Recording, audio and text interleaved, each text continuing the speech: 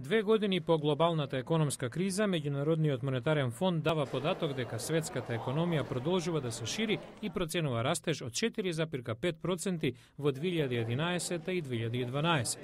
Па сепак главниот економист на фондот, Оливер Бланшар, укажува дека позитивните бројки воедно кријат голема неравнотежа.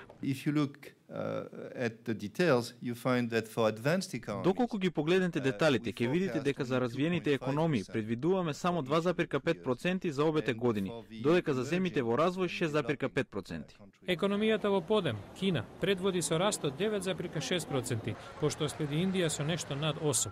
Бланшар наведува дека на пазарите во развој се заканува пукање на економскиот балон и високата инфлација, додека кај развиените забавениот развој може да резултира во голема невработеност.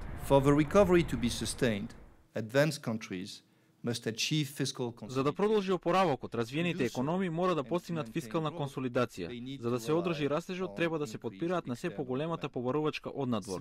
Симетрично, економиите во развој мора се помалку да се подпираат на надворешната побарувачка, а се повеќе на домашната.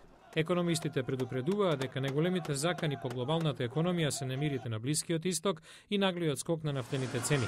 Дополнителна компликација е катастрофалниот земјотрес во Јапонија.